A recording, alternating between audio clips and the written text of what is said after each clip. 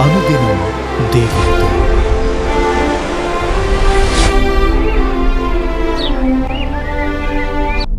Praise the lord. అనుదినం దేవునితోనే కార్యక్రమాన్ని చూస్తున్న మీ అందరికీ మన ప్రభు అయిన రక్షకుడైన యేసుక్రీస్తు ఘనమైన నామంలో వందనాలు. ఈ ఉదయకాలం దేవుని వాక్యం చూసుకుందాం. గలతీయులకు రాసినటువంటి పత్రిక 6వ అధ్యాయం 9వ వచనం. మనము మేలు చేయుట యందు విసుగక యుందము, మనము అలయక మేలు చేసితిమేని తగిన కాలమందు పంట కోతుము. మనం మేలు చేయడంలో విసుగగా ఉండాలని బైబిల్ గ్రంథం మనకు నేర్పిస్తుంది. అలయక మేలు చేయాలి, మేలు చేసే విషయంలో అలసిపోకూడదు, నిరుత్సాహపడకూడదని దేవుడు మనకు నేర్పిస్తున్నాడు. మనం చేసేటువంటి ప్రతి మేలుకు, ప్రతి ఉపకారానికి తప్పకుండా దేవుడు ప్రతిఫలం ఇస్తాడు. రైతు విత్తనం వేసిన తర్వాత పంట వెంటనే ఎలాగ రాదో అలాగే మనం చేసేటువంటి ప్రతి మంచి పనికి ప్రతిఫలము తప్పకుండా దేవుడు ఏదో ఒక రోజు మనకిస్తాడు.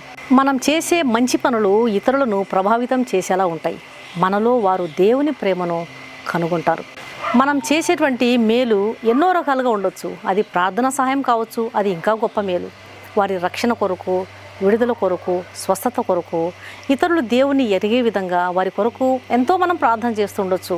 అవన్నీ కూడా వెంటనే ఫలితాలను ఇవ్వకపోయినా ఖచ్చితంగా దేవుడు చూస్తూ ఉంటాడు. మనం కలిగినటువంటి భారం, మనం చూపినటువంటి క్రీస్తు ప్రభు ప్రేమ ఏదో ఒక రోజు తప్పకుండా సత్ఫలితాన్ని మనకిస్తుంది. కాబట్టి మేలు చేయడంలో అలసిపోకూడదు. ఫలితం ఆలస్యమైన దేవుడు తప్పకుండా ప్రతిఫలాన్ని ఇస్తాడు. మనం విత్తిన దాన్ని తప్పకుండా కోస్తాం. మధుర అయినటువంటి ప్రాంతంలో పెరియస్వామి అనేటువంటి వ్యక్తి ఉన్నాడు. ఇతనికి 50 సంవత్సరాలకు పైగా వయసు ఉంటుంది. ఇతను ఫుట్పాత్పై బట్ట పరుచుకొని పెన్నులు, రబ్బర్లు, కంపాస్ బాక్సులు అమ్ముకుంటూ జీవనం సాగించేవాడు. వ్యాపారం అంతంత మాత్రమే జరిగేది. చాలా పేదవారు. ఇతని భార్య పేరు తంగం. అయితే ఈ వ్యక్తి తన వద్దకు పెన్నులు కొనుక్కోవడానికి వచ్చినటువంటి బిడ్డలతోటి మాట్లాడేవాడు. నాన్న, నీకు ఈరోజు ఏమైనా ఎగ్జామ్ ఉందా, పరీక్ష రాస్తున్నావా అని అడుగుతాడు.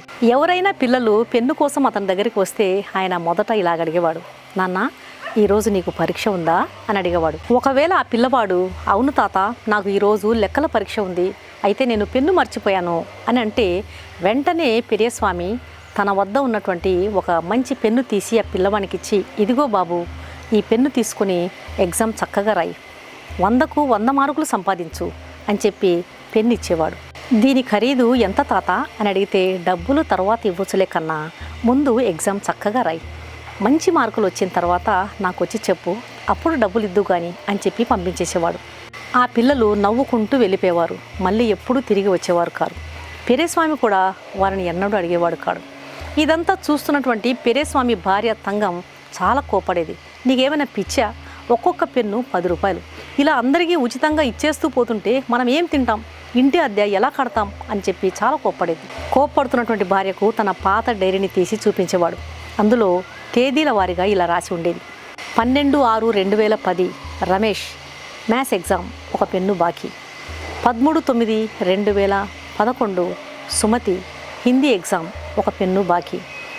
18/7/2012 Murugan 10th class public exam ఒక పెన్ను బాకీ. ఇలాగా 3000 ఎంట్రీలు ఆ పుస్తకంలో రాసి ఉన్నాయి. మొత్తం 30,000 రూపాయలు అప్పు. పెరియస్వామి భార్యతో అనేవాడు, చూడు తంగం, ఇది అప్పు కాదు, పెట్టుబడి. మనం చేసేటువంటి ప్రతి మంచి పని దేవుడు చూస్తూ ఉంటాడు. ఏదో ఒక రోజు దానికి ప్రతిఫలం తప్పక ఇస్తాడు. మనం చేసే మంచి ఎక్కడికి పోదు, అది తప్పకుండా మంచి ప్రతిఫలాన్ని మనకిస్తుంది అని చెప్పి భార్యతో చెప్పేవాడు. అందుకు అతని భార్య అనేది, మీ పెట్టుబడి మట్టిలో కలిసిపోను, మీకు వయసు వచ్చేసింది, మీరు పెట్టినటువంటి పెట్టుబడి ఎప్పుడు తిరిగి వస్తుందో ఏమో మీ పిచ్చి కాకపోతే అని చెప్పి ఆమె నిట్టూర్చేది. అటు ఇటు తిరిగేసరికి 20 సంవత్సరాలు గడిచిపోయాయి. ఇప్పుడు పెరియస్వామికి 70 సంవత్సరాలు వచ్చాయి. కళ్ళు సరిగా కనపడటం లేదు, వృద్ధాప్యం వచ్చేసింది, బలం సరిగా లేదు, తన పనులు తాను సరిగా చేసుకోలేకపోతున్నాడు, వినికిడి తగ్గింది. అయినా ప్రతిరోజు అదే ఫుట్పాత్పై బట్టపరుచుకొని పెన్నులు పెట్టుకొని కూర్చుని ఉండేవాడు. కానీ ఇప్పుడు వ్యాపారం సరిగా జరగటం లేదు. పిల్లలంతా జెల్ పెన్నులు వాడుతున్నారు. వ్యాపారం అంతా ఆన్లైన్ అయిపోయింది. అయినా సరే వ్యాపారం సరిగా జరగకపోయినా తాను యథావిధిగా ఆ రోజు ఉదయకాలమే ఫుట్పాత్పై బట్టపరుచుకొని పెన్నులు, రబ్బర్లు, కంపాస్ బాక్సులు పెట్టుకొని కూర్చున్నాడు. అతని ముందు ఒక పెద్ద కారు ఆగింది. అందులో నుండి కోటు ధరించుకున్నటువంటి ఒక వ్యక్తి పూల గుచ్చం పట్టుకుని కారులోంచి కిందికి దిగి నేరుగా పెరియస్వామి దగ్గరికి వచ్చి అతని కాళ్ళ మీద పడి నమస్కారం చేసి, తాత నన్ను గుర్తుపట్టారా అని అడిగినాడు. పెరియస్వామి కళ్ళు చిగిలించి చూస్తూ, నాయనా నేను ముసలివాణ్ణి అయిపోయాను, నా కళ్ళు సరిగా కనపడటం లేదు అన్నాడు. దానికి ఆ కుర్రవాడు, తాత కొన్నేళ్ల క్రితం నేను 10th క్లాస్ ఎగ్జామ్ రాస్తున్నప్పుడు నా పెన్ను విరిగిపోయింది, చేతిలో ఒక్క పైసా కూడా నా దగ్గర లేదు, నేను ఏడుస్తూ మీ దగ్గరకు వచ్చాను, అప్పుడు నాకు ఈ పెన్ను మీరు ఇచ్చి, నాయనా ఎగ్జామ్ బాగా రాసి 100 మార్కులు సాధించు అని చెప్పి నాకు ఈ పెన్ను ఇచ్చి పంపించారు, నా దగ్గర డబ్బులు కూడా తీసుకోలేదు అని ఆ కుర్రవాడు అంటూ ఉండగానే పెరియస్వామికి పాత జ్ఞాపకాలు మదిలో మెదిలినాయి. నువ్వు అని అంటూ ఉండగానే, నేను తాత మురుగన్, నేను ఈ పెన్నుతోనే 10th క్లాస్ ఎగ్జామ్స్ రాసి 98 మార్కులు సాధించినాను, కాలేజీలో చేరినాను, ఈరోజు నేను పెన్నా టెక్నాలజీస్ అనేటువంటి సాఫ్ట్వేర్ కంపెనీకి యజమానిని, నా జీవితం మీరిచ్చినటువంటి ఈ పెన్నుతోనే మొదలైంది. ఈ మాటలన్నీ వింటున్నటువంటి పెరియస్వామి భార్య తంగం కళ్ళలో నీళ్లు తిరిగినాయి. మురుగన్ ఒక కవర్ తీసి ఆ తాతకిస్తూ, తాత ఆ రోజు నేను మీకు 10 రూపాయలు బాకీ పడ్డాను, ఈరోజు దాన్ని వడ్డీతో సహా కలిపి మీకు ఇస్తున్నాను, దీంట్లో 10 లక్షల రూపాయల చెక్ ఉంది, దీన్ని తీసుకోండి అన్నాడు. వెంటనే ఆ పెరేదాస్ అనేటువంటి వృద్ధుడు, వద్దు నాన్న, నాకు ఏ డబ్బు వద్దు, నువ్వు గొప్పవాడి అయ్యావు కదా, నాకు అంతే చాలు అన్నాడు. లేదు తాత, ఇది డబ్బు కాదు, ఇది మీ పెట్టుబడి, లాభాలతో తిరిగి వచ్చింది, ఇకపై మీరు రోడ్డు మీద కూర్చోవలసిన పరిస్థితి లేదు, మీరు ఇక మీద నుండి నా బాధ్యత, నేను మిమ్మల్ని చూసుకుంటాను అని అన్నాడు. వెంటనే మరుసటి రోజు పెద్ద పెద్ద హెడ్లైన్స్లో పేపర్లో ఈ వార్త పడింది. కాలిబాటపై పెన్నులు అమ్ముకునేటువంటి వ్యక్తికి సాఫ్ట్వేర్ అధినేత పొందుకున్న మేలుకు ప్రతిఫలంగా 10 లక్షల రూపాయలు ఇచ్చాడు. ఈ వార్త విన్న వెంటనే ఇక మరుసటి రోజు మళ్ళీ ఒక కారు ఆగింది. కారులోంచి సుమతి అనేటువంటి అమ్మాయి దిగి, తాత మీరు నన్ను గుర్తుపట్టారా, నేను సుమతిని, నాకు హిందీ ఎగ్జామ్ రోజు మీరు ఒక పెన్ను ఇచ్చినారు, ఆ పెన్నుతోనే నేను చక్కగా ఎగ్జామ్ రాసి మంచి మార్కులతో పాస్ అయ్యి హిందీ టీచర్గా నేను ఉద్యోగం సాధించినాను అని చెప్పి కృతజ్ఞతగా కొంత డబ్బును ఆ తాత చేతిలో పెట్టి వెళ్ళిపోయింది. మరుసటి రోజు రమేష్ దిగినాడు. తాత నేను ఆడిటర్ను, మీరు ఇచ్చిన పెన్నుతో ఆ రోజు నేను ఎగ్జామ్ రాసి మంచి ఉద్యోగం సంపాదించినాను, ఈరోజు నేను ఆడిటర్ను, నా బ్యాలెన్స్ షీట్ మీ పెన్నుతోనే రాశాను అని చెప్పి పెద్ద మొత్తంలో డబ్బును కృతజ్ఞత కానుకగా ఆ వృద్ధుడికి ఇవ్వడం జరిగింది. ఆ రోజు నుంచి ఒక వారం రోజుల వరకు ఆ ప్రాంతమంతా టీచర్లతో, లాయర్లతో, పోలీస్ ఆఫీసర్లతో, డాక్టర్స్తో, మంచి మంచి ఉద్యోగం సాధించినటువంటి వ్యక్తులతో కిక్కిరిసిపోయింది. ప్రతి ఒక్కరూ వచ్చి ఆ తాత కాళ్ళకు నమస్కరించి డబ్బుని చేతులు పెట్టి తమ కృతజ్ఞతను చాటుకుంటున్నారు. పెరియస్వామి దగ్గర పెన్నులు తీసుకున్నటువంటి మేలు పొందినటువంటి ప్రతి ఒక్కరూ తమ కృతజ్ఞతను చాటుకోవడానికి ఇంటికి క్యూ కట్టినారు. కాళ్ళకు నమస్కరించి బహుమతులు, పండ్లు, పూలు, డబ్బు ఎన్నో అతనికి ఇస్తూ ఉన్నారు. ఇవంతా చూస్తున్నటువంటి పెరియస్వామి భార్య తంగం కళ్ళకు నీళ్ళు వచ్చినాయి. ఆమె ఒకసారి పాత డైరీని తీసుకుని తిరిగేసి చూస్తే 3,000 ఎంట్రీలు, 30,000 రూపాయల అప్పు ఈరోజు 3 కోట్లకు పైగానే తమ వద్దకు చేరింది. పాత డైరీని కన్నీళ్లతో చూస్తున్నటువంటి తన భార్య తంగం వద్దకు పెరియస్వామి వచ్చి, చూశావా తంగం, నేను నీకు ముందే చెప్పాను కదా, చేసిన మేలు ఎక్కడికి పోదు, ప్రేమతో చల్లిన విత్తనం ఈరోజు మహావృక్షమై అడవిలా పెరిగింది. మనం చేసినటువంటి మేలు ఎక్కడికి పోదు, దేవుడు చూస్తూనే ఉంటాడు, తప్పకుండా ఒకరోజు ప్రతిఫలం ఇస్తాడు. ఇదిగో ఈరోజు మనం చేసినటువంటి మేలు ప్రతిఫలంగా తిరిగి మనకు వచ్చింది అంటుండగా భార్య సంతోషంతో నిండిందంట. దేవుని బిడ్డలారా, ఈ రోజు వరకు కూడా మధురైలో పెరియస్వామి పెన్ స్టోర్ అని ఒక స్టేషనరీ షాపు ఈ రోజు వరకు కూడా అది నడుస్తూనే ఉంది. పెరియస్వామి దగ్గర మేలు పొందిన వారు బైబిల్ చదివేవారు, భక్తి చేసేవారు, విశ్వాసులో కాదు, వారంతా కూడా మ్యాక్సిమం అన్యులు కృతజ్ఞత చూపిస్తూ ఉన్నారు.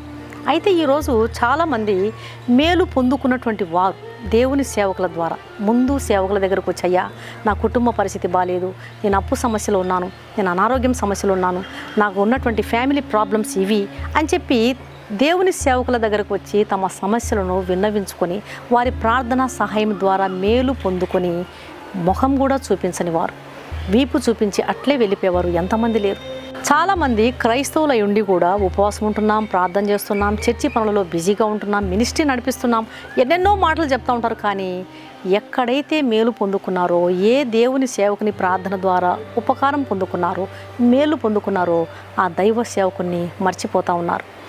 అంతకుముందు బాధల్లో ఉన్నప్పుడు, ఇబ్బందులు ఉన్నప్పుడు, కష్టాల్లో ఉన్నప్పుడు దేవుని సేవకుని దగ్గరకు వచ్చి, అన్న నా కుటుంబ పరిస్థితి ఇది, నా పిల్లలకు నేను కనీసము భోజనం కూడా సరిగ్గా పెట్టుకోలేకపోతున్నాను, అప్పు సమస్యలతో ఉన్నాను, నిరాశ పడిపోయినాను, కృంగిపోయినాను, దిగులు పడిపోతున్నాను, ఎన్నో విషయాల్లో తమ సమస్యలను చెప్పుకొని ప్రార్థన సహాయం ద్వారా మేలు పొంది ఉన్నతమైన స్థితిలో ఉండి ఈరోజు ఎంతమంది దైవ సేవకులకు కృతజ్ఞత చూపకుండా వీపు చూపిస్తున్నారు.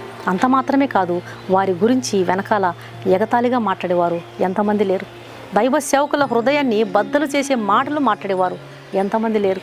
దేవుని వాక్యం సెలవిస్తుంది, మేలు చేసినటువంటి వారికి కీడు చేస్తే అలాంటి వారి ఇంట నుండి కీడు తొలగిపోదు, శాపం తొలగిపోదని దేవుని వాక్యం సెలవిస్తుంది. కాబట్టి కృతజ్ఞత చూపండి.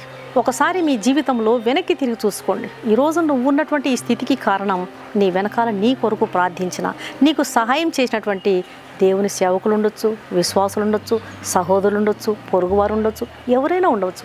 వారికి మీరు కృతజ్ఞత చూపండి. జ్ఞాపకం చేసుకోండి, అయ్యో నేను ఈ స్థితిలో ఉండడానికి పలానా రోజు పలానా వాళ్ళు ఇచ్చిన సలహానే కదా, వారు ఇచ్చినటువంటి సూచనే కదా, వాళ్ళు ఇచ్చినటువంటి మార్గమే కదా, వాళ్ళు చూపిన మార్గమే కదా, వాళ్ళు చేసిన సహాయమే కదా అనేటువంటి విషయాన్ని తప్పకుండా జ్ఞాపకం చేసుకోవాలి. కృతజ్ఞత చూపలేకపోవడం అనేది సాతాను లక్షణం. మేలు చేసేవాడు దేవుని సంబంధి, కీడు చేసేవాడు దేవుని చూసినవాడు కాడు. యేసుక్రీస్తు ప్రభువారు 10 మందిని స్వస్థపరిచినారు, కానీ 9 మంది తిరిగి రాలేదు. ఒక్క వ్యక్తి మాత్రం కృతజ్ఞత చాటుకోవడానికి తిరిగి వచ్చి తను తాను కనపరుచుకుంటున్నాడు. అప్పుడు యేసుక్రీస్తు ప్రభువారు అన్నారు, నేను 10 మందిని శుద్ధి చేశాను కదా, స్వస్థపరిచాను కదా, మరి ఆ తమ్మండుగురు ఎక్కడ? ఆ 9 మంది ఎక్కడున్నారు? కేవలం కృతజ్ఞతను చూపడానికి ఒక్క అన్యుడే వచ్చాడా? ఒక్కడే కృతజ్ఞత చూపడానికి వచ్చాడు. మిగిలిన 9 మంది మేలు పొంది మర్చిపోయినారు. ఆశ్చర్యకరమైన విషయం ఏంటంటే ఆ ఒక్క వ్యక్తి, కృతజ్ఞత చూపినటువంటి ఆ ఒక్క వ్యక్తి అన్యుడు. ఈ రోజుల్లో అన్యులకు ఉన్నటువంటి మనసు కూడా క్రైస్తవులకు లేకపోవడం అనేది చాలా విచారకరం అండి. ఈ వాక్యం వింటున్నటువంటి ప్రియమైన దేవుని బిడ్డలారా, దయచేసి మేలు పొందుకున్న తర్వాత మనం మర్చిపోయేవారుగా కాక, ఎన్నడూ కూడా వారికి కృతజ్ఞత చూపలేని వారంగా కాకుండా పొందినటువంటి మేలుకు కృతజ్ఞత చూపాలి. పొందినటువంటి సహాయానికి తప్పకుండా మనం కృతజ్ఞతను చూపించాలి. అలాగే మీరు దేవుని సేవకులైనా, విశ్వాసులైనా, ఇరుగు పొరుగు ఎవరైనా సరే ఇతరులకు మేలు చేసిన తర్వాత, అయ్యో నేను చేసినటువంటి మేలుకు శిక్షను అనుభవిస్తున్నానే, నేను ఎంతోమందికి మేలు చేస్తే వారు నన్ను ఎగతాళిగా మాట్లాడుతున్నారే, నా వెనకాల తీర్పు తీర్చి మాట్లాడుతున్నారని దిగులు పడాల్సిన పని లేదండి. దేవుని బిడ్డారా, చేసినటువంటి మేలు ఎక్కడికి పోదు, అది ప్రతిఫలంగా తిరిగి తప్పకుండా వస్తుంది. కాబట్టి అలసిపోవద్దండి, నిరుత్సాహపడవద్దండి, అధైర్యపడవద్దండి. నువ్వు చేసినటువంటి మేలుకు ప్రతిగా దేవుడు తప్పకుండా నీకు ప్రతిఫలాన్ని త్వరలోనే ఇవ్వబోతున్నాడు. కళ్ళు మూసుకోండి, ప్రార్థన చేస్తాను. పరిశుద్ధుడా, ప్రేమగల నాయన, జీవంగల దేవా, నీకు వేలాది స్తోత్రాలు ప్రభువా. ఈ ఉదయకాల సమయంలో మీరు మాట్లాడుతున్న మాటకి వందనాలు. మేలు చేయటం ఎందు మేమెన్నడూ విసుగు చెందనివ్వద్దు. అలాగే మేలు పొందుకున్నటువంటి వారు తమకు మేలు చేసిన వారి ఎడల కృతజ్ఞతను చూపమని కూడా మీరు సెలవిస్తున్నారు. కృతజ్ఞతను చూపాలి, వెనక్కి తిరిగి చూసుకోవాలి. ఇప్పుడున్న స్థితికి ఎవరెవరు సాయం చేశారో వారందరినీ జ్ఞాపకం చేసుకోవాలి. నా ప్రియమైన ప్రభువా, అన్యులలో కృతజ్ఞత భావం ఎంతుంది నాయన. అన్యునుకున్న మనసు కూడా మనిషికి, మానవునికి, క్రిస్టియన్స్కి లేకపోవడం చాలా విచారకరమయ్యా. దయచేసి తండ్రి మీరే కనికరించండి ప్రభువా. మేలు చేసేవాడు దేవుని సంబంధి, కృతజ్ఞత చూపకపోవడం అనేది సైతాన్ లక్షణం. అలాంటి లక్షణాలను మేమెన్నడూ కలిగి ఉండకుండా కాపాడండి.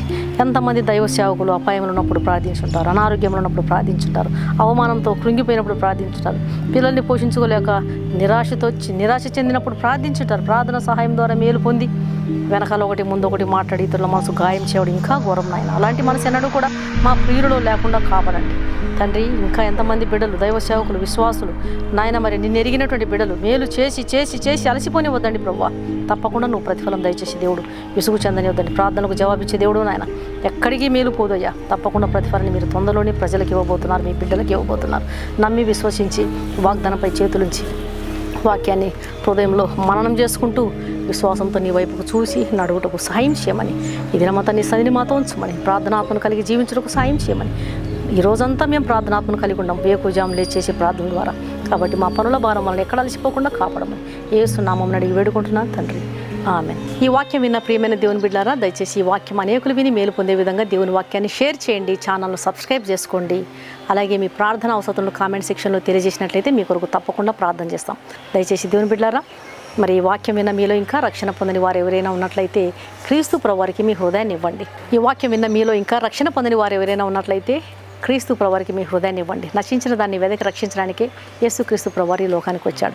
ఆయన కాచిన విలువైన రక్తంలో కడుగుబడితేనే ఒక పాపికి రక్షణ, నిరీక్షణ, పాప క్షమాపణ దొరుకుతుంది. ఆయన ఇచ్చే ఉచితమైన రక్షణను స్వీకరించండి. ఆయన ఆహ్వానాన్ని తృణీకరించవద్దండి. దేవుడు మీ ఆత్మను రక్షించును గాక. God bless you.